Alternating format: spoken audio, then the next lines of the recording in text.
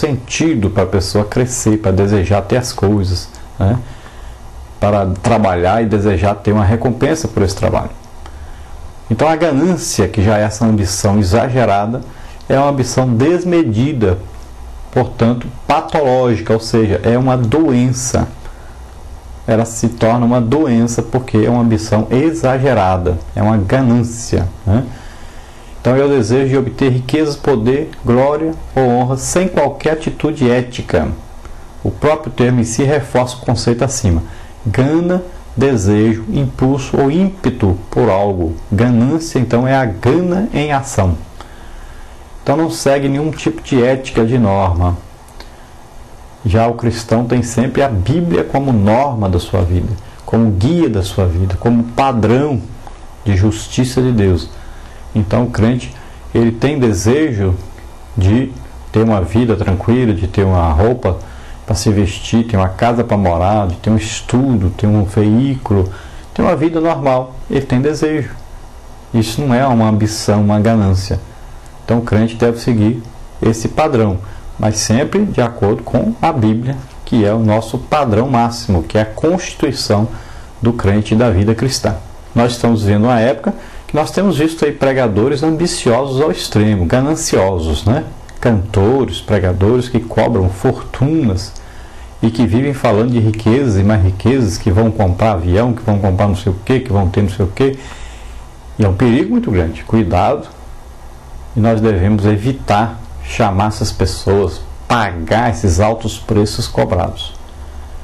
Nós não podemos fomentar, ajudar essa ambição desmedida dessas pessoas. Então esse problema de ambição desmedida só atinge a sociedade secular, ou pode também atingir a sociedade religiosa nos nossos dias.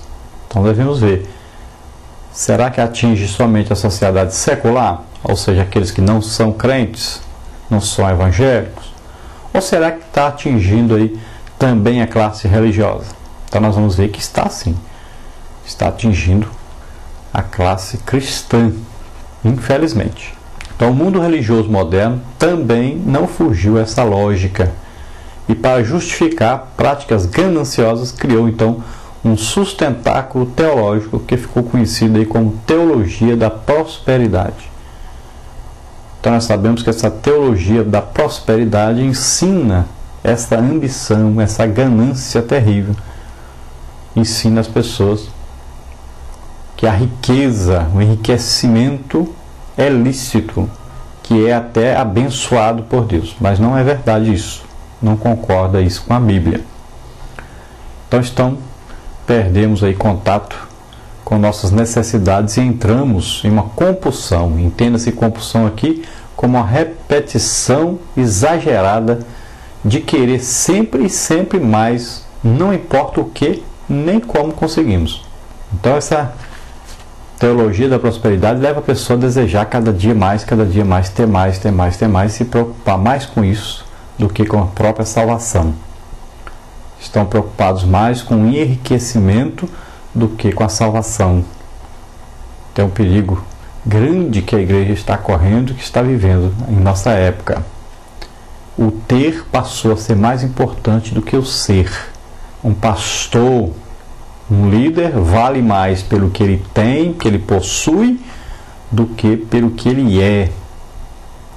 Vale mais a arrecadação financeira da igreja do que a comunhão do seu pastor e dos seus liderados com Deus. É um perigo muito grande. Às vezes nós estamos dando mais importância às pessoas que estão fazendo mais dinheiro do que as pessoas que estão trabalhando mais na salvação das almas, né? Na busca dos dons espirituais. Então nós estamos buscando mais o lado material do que o espiritual. Estamos dando mais valor ao lado material do que ao lado espiritual. E a forma de medir o sucesso de um ministério não é que esse ministério renda financeiramente, mas é que esse ministério produza almas, Quando Jesus disse, pelos seus frutos os conhecereis, Jesus não disse, pelo seu enriquecimento os conhecereis. Então devemos tomar mais cuidado com o que nós estamos enxergando hoje nas pessoas. O próprio Jesus disse que quando chega alguém em nossa congregação, alguém está de terno, bonito, bem arrumado, tem posse financeira aí, coloca aqui no púlpito, chama ele, senta aqui. Não importa se ele é crente, se não é, coloca ele aqui. Chega alguém mais humilde, mais simples, às vezes não tem condição de ter uma roupa bonita, ele não tem condição financeira, e a gente diz, fica aí, deixa ele aí atrás, no último banco tá bom. Jesus disse para nós termos cuidado com isso. Tem muita gente fazendo isso na igreja. Tem muita gente tendo cargo, ganhando cargo na igreja, porque é um bom dizimista, porque dá uma boa oferta. Cuidado com a ambição, cuidado com a ganância. E quantos estão por aí enganando, através do dinheiro, enganando as pessoas? E quantos não têm dinheiro, mas estão bajulando os outros para ganhar posição social, posição dentro da igreja? Cuidado com isso. Então, um cristão que diga a si mesmo, tenho ambições pessoais, como posso atingir então meus ideais sem que se torne atitudes gananciosas? Então, com certeza, ambição, desejos, todos nós temos.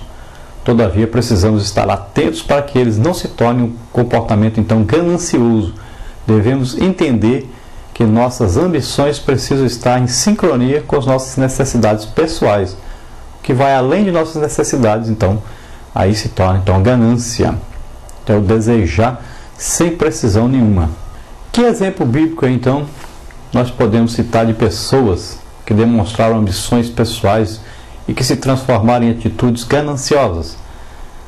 Podemos citar, por exemplo, o filho de Davi, chamado Absalão. Como é que ele fazia isso? Então, a forma como ele demonstrou ambição gananciosa está, então, aí apontado em 2 Samuel, segundo livro de Samuel, capítulo 15. Olha, o que Absalão fazia? Fazia aparelhar carros e cavalos, 50 homens que corressem atrás dele, e na sua frente, colocava esses homens depois na sua frente, e eles iam abrindo caminho, como um homem de posição, 50 pessoas ali em volta dele. Isso parece com muita gente hoje, não é?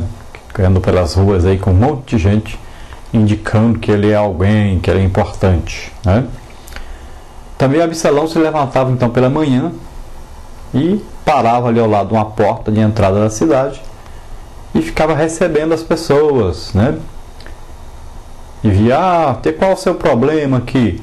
Rapaz, se fosse eu que estivesse governando, eu ia julgar a sua causa, eu ia te ajudar, eu ia fazer justiça, não ia ser como esse que está governando aí não. E quem estava governando era o próprio pai dele, mas ele queria de toda maneira o lugar do pai, ele queria ser rei no lugar do seu pai.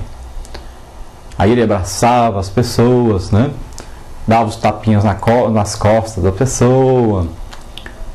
Parece muito com muita gente que está fazendo isso hoje, não parece?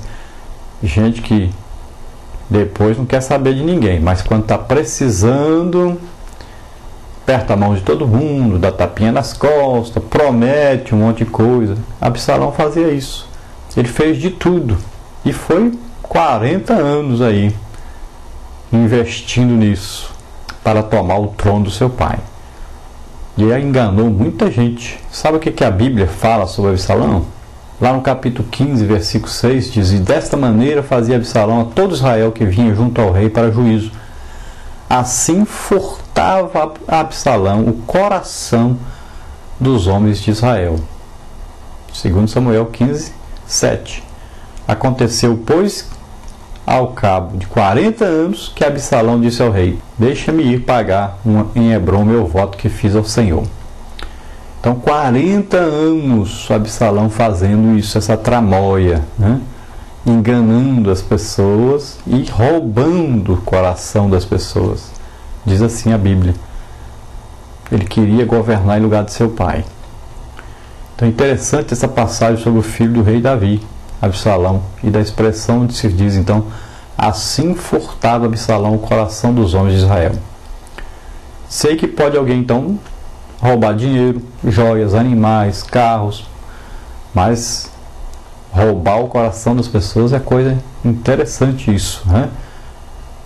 Roubando o coração das pessoas. Que estratégia diabólica é essa, movida pela ambição gananciosa então do filho que queria tomar o trono do pai, sendo o pai ainda vivo. Isso pode repetir-se nas igrejas de hoje, será? Lá no mundo nós sabemos, nós temos aí a política, né, que pratica exatamente isso. Mas na igreja, será que está acontecendo